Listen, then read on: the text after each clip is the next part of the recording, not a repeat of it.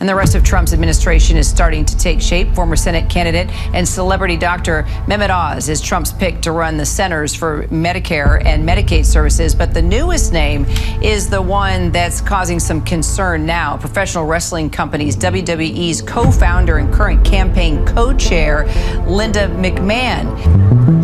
My name is Linda McMahon, and I am the chair of the America First Policy Institute. Donald Trump has always been a president known for keeping his promises and thinking outside the box, and his latest move is no exception. With the nomination of Linda McMahon as Secretary of Education, Trump is once again proving his commitment to shaking up the status quo. McMahon, a North Carolina native and co-founder of World Wrestling Entertainment, WE, is no stranger to the spotlight or to Trump's inner circle. While her nomination has stirred debate, it's also opened the door to new ideas in education. Trump's pick isn't just a political nod to a loyal ally, it's a calculated move with potential. McMahon has already shown her mettle as the head of the Small Business Administration, SBA, during Trump's first term, where she steered small businesses through the pandemic with bipartisan support. Bridget Brent, McMahon is not only a familiar name here in Connecticut, but also to the former president. The retired WWE executive has stayed a close ally and is Trump's first pick so far who already served in his previous administration. Now, she's stepping into a field where she may not have a traditional background, but where her experience as a leader and innovator could bring fresh energy. McMahon's connection to education isn't entirely absent. From her time on the Connecticut State Board of Education to serving as a trustee at Sacred Heart University, she's demonstrated an interest in shaping educational policy.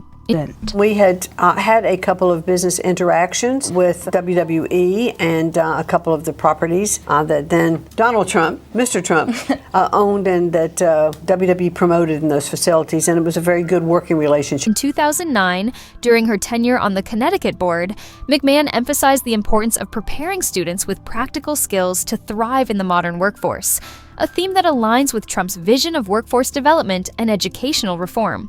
One of McMahon's key focuses aligns with Trump's agenda: expanding school choice. Her support for charter schools and local control in education isn't just a conservative talking point, it's a cornerstone of Trump's promise to empower parents and return education to the states.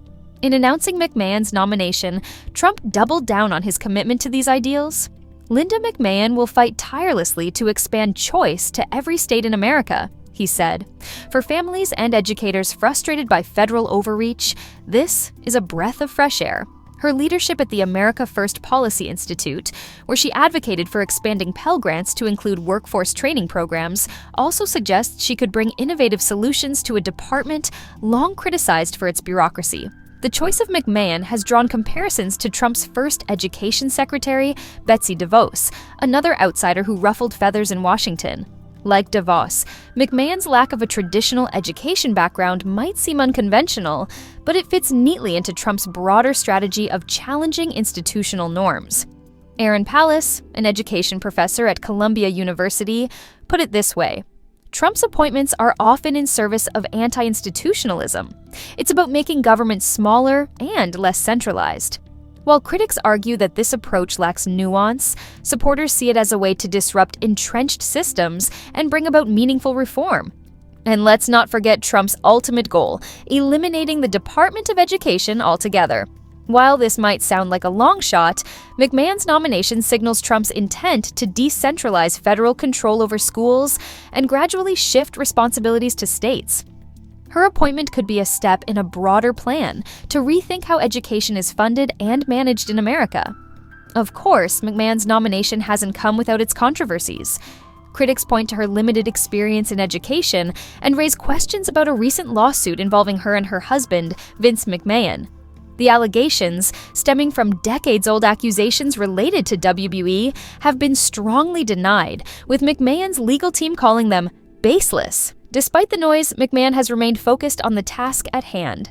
In a post on X, formerly Twitter, she expressed her readiness to serve. "I look forward to working collaboratively with students, educators, parents, and communities to strengthen our educational system. ensuring every child is prepared for a bright future. While skeptics may question her qualifications, McMahon's supporters see her as a capable leader with a proven track record.